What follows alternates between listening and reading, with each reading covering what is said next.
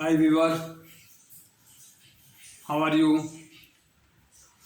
I hope you are passing good days and healthy life. I am Mukhtar Ahmed Khan, your host from Banking, Learning and Earning channel. This is my 65 or 65th session on shipping terms and documents of foreign trade being used in international market.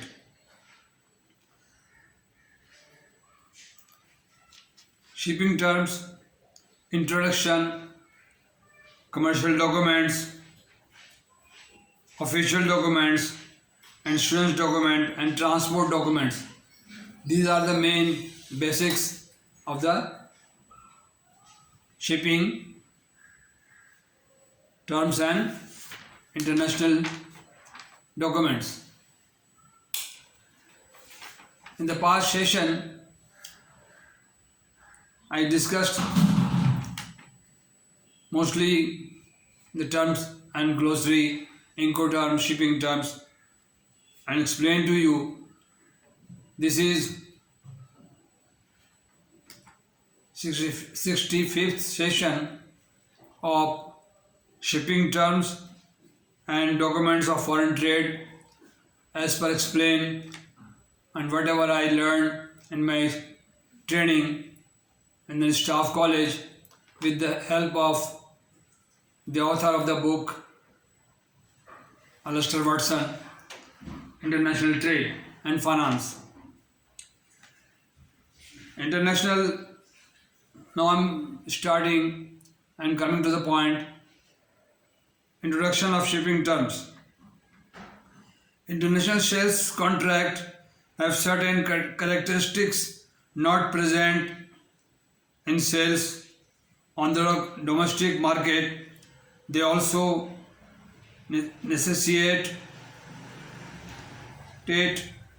one of other or others or both of the commercial parties entering into their contract, such as contract of carriage and insurance and documentation relating to these other documents as is frequently required to evidence or to ensure the due performance of the sale contract. The payment aspect also may call for the separate contract with the bank as an integral part of the performance of the sales contract. With regard to the settlement for the goods, the difference between internal and international settlement is described in the introduction to chapter 2. This is chapter 4. The terms and trade which buyer and seller agree to adopt are often those defined in the International Chamber of Commerce publication ICC brochure. These are designed to avoid misunderstanding which could arise between contracting parties in respect of interpretation of responsibility, liabilities, ownership, risk, and to a certain extent documents. Therefore, there are, however, other sets of trade terms in use in the world, including those of the socialist bloc and set known as a combination.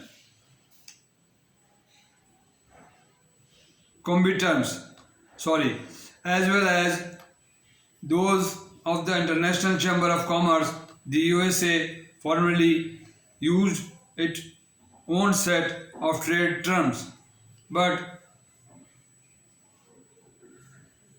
it has now adopted the ICC Intercom Incoterms.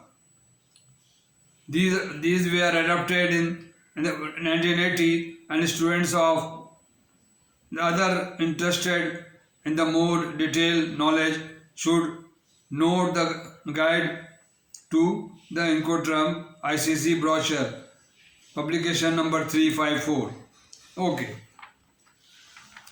Now it is clear the documents and the terms agreed and made by International Chamber of Commerce for their acceptability and cover their interest and security and risk and other guarantee. Therefore, now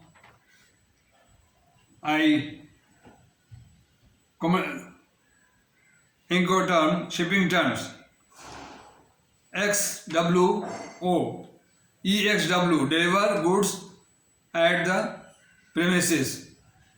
Free carriers FRC free carriers at a named point, provided export of license and pay an expert to the carrier of delivered and to the goods at the carrier.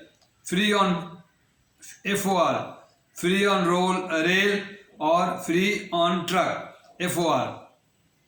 FOA, free on board airport.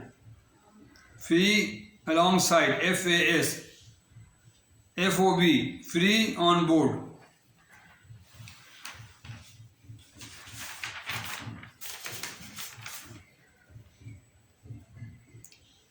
CFR, cost and freight. CIF, cost insurance freight. DCP, freight carriage paid.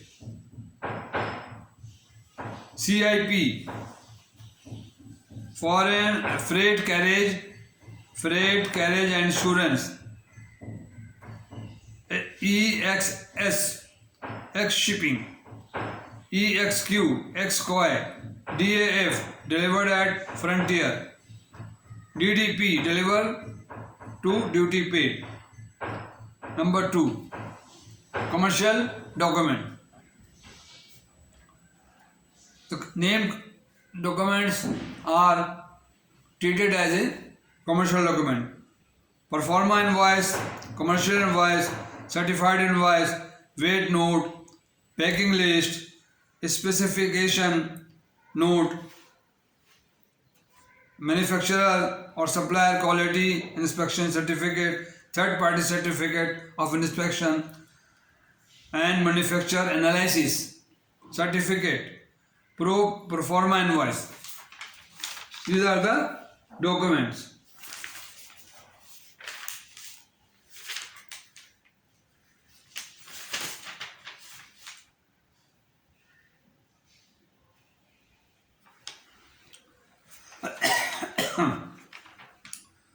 Commercial invoice. The following information should normally appear on the commercial invoice used for international business. Names and address of the buyer and seller and date of invoice. Complete description of goods if payment is to be obtained by means of delivery, documentary credit. The description of the goods must exactly match that given in the documentary credit. Number 3, unit price applicable and final price against shipping terms. Terms of settlement, that is under documentary credit, 30 days, 60 days, DA basis or 90 days, whatever it is mentioned on the terms of a settlement. Shipping market and number. Shipping marks, each pallet or each box. Weight and or quantity of goods. Name of vessel, if any, applicable. The commercial invoice must be contained the following description. Seller signature, origin of goods, parts of loading and discharge, the place or taking in charge at delivery, who will take the delivery or charge of the goods, detail of the freight and insurance charges specified separately where applicable. Certified invoice. Certified invoice may be an ordinary signed commercial invoice, especially certifying the following: that the goods are in accordance with the specific contract of the pro forma, that the goods are not of a specific country of origin, any statement required by the buyer from the seller. There are also formal certified invoices which, when submitted to the importing, and the authority will be provided them to necessary evidence to pass the goods through customs with the lower import duty or name of the all combined certificate of value and original CVO. D. Weight note certificate. How much weight contained in the weight list. These are